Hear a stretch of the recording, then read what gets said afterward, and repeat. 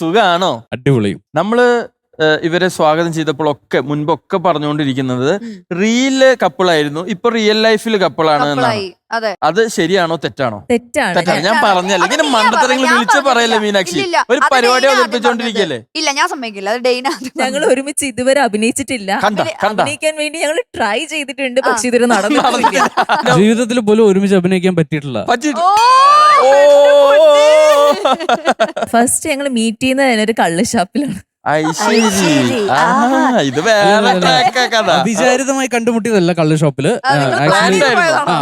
Planned ആയിട്ട് നമ്മളൊരു just ഒരു ഗെറ്റ് ടുഗദർ എന്നുള്ള രീതിയിൽ പോയതാണ്.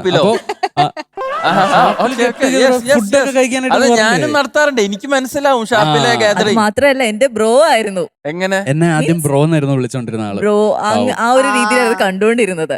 ആ സമയത്താണ് അല്ലേ ഏട്ടാ, നമ്മുടെ കൂടെ വർക്ക് ചെയ്യുന്ന ഒരു ആർട്ടിസ്റ്റ് ചോദിച്ചു, നിങ്ങക്ക് കല്യാണം കഴിച്ചൂടെ, വീട്ടില് കല്യാണം ആലോചിക്കുന്നില്ല? ഇവിടെ ഞങ്ങളുടെ കൂടെ കുറെ ആർട്ടിസ്റ്റുകൾ വർക്ക് ചെയ്യുന്നില്ല.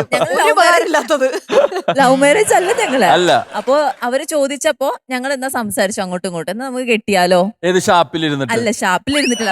അതിനുശേഷം വീണ്ടും ടുഗദർ ഇടക്കിടക്ക് നടക്കുന്നില്ല. ഇപ്പൊ എത്ര വർഷമായി കല്യാണം കഴിഞ്ഞിട്ട്? ഇപ്പൊ 5 വർഷം ആവണോ? 4 4 കഴിഞ്ഞു. ഓക്കേ. ഓഹോ. അല്ല, അപ്പൊ നമുക്ക് ഈ 5 വർഷത്തിന്റെ സന്തോഷം ഒന്ന് പങ്കിടണ്ടേ? സമ്മാനം വാങ്ങിച്ചിട്ടില്ലേ രണ്ടുപേരും? ഉറപ്പായിട്ടും വാങ്ങിച്ചിട്ടുണ്ട്. പരസ്പരം അറിയോ ഗിഫ്റ്റ് വാങ്ങിയത്?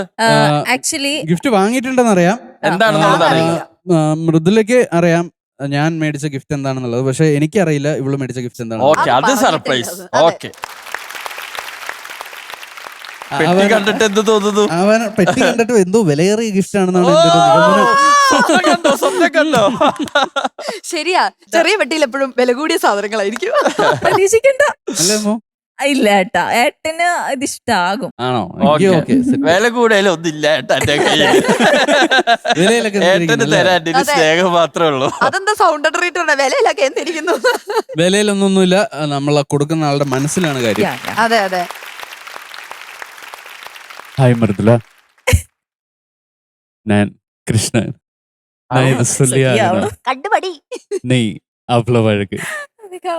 நீங்க எவ்வளவு அழகா இவ்வளவு அழகா யாரும் பார்த்திருக்க மாட்டாங்க. And I'm in love with you.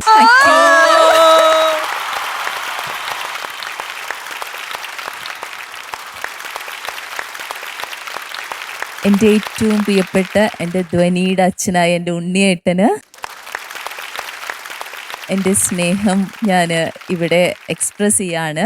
So ഇനി ഒരു ജന്മം ഉണ്ടെങ്കിൽ എൻ്റെ ഉണ്ണിയേട്ടൻ തന്നെ എൻ്റെ ഹസ്ബൻഡായിട്ട് വരിക. എനിക്ക് ശരിക്കും പറഞ്ഞാൽ എൻ്റെ ധ്വനീനെ പോലെ എൻ്റെ മോനെ പോലെയാണ് എനിക്ക് എൻ്റെ ഏട്ടൻ. Love you. Thank you. പൂ കൊടുത്തില്ല. ഇവരൊക്കെ കൂടി ഞങ്ങളെ കരയും. ഞാനിങ്ങനെ സിംഗിൾ ആയിട്ട് മുരടിച്ചു പോകത്തേ ഉള്ളൂ. യുവ ഗിഫ്റ്റ് ആയി കൊടുത്തിരിക്കുന്നത് ഒരു ഷൂസ് ആണ്. വളരെ സിംബോളിക് ആയിട്ട് ഞാൻ ഗിഫ്റ്റ് ചെയ്ത സാധനമാണ്.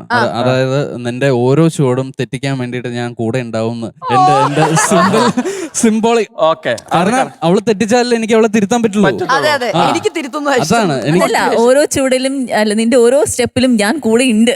അതാണ് ഞാൻ വെറുതെ ഒരു രസത്തിന് പറഞ്ഞുള്ളൂ, തെറ്റിക്കാനല്ല. ഞാൻ ഉദ്ദേശിച്ച സാധനം അതാണ്. ഇത് ഓപ്പൺ ചെയ്യണം. For my hubby. ഒരു കീ ചെയിൻ ആണ്. For my hubby.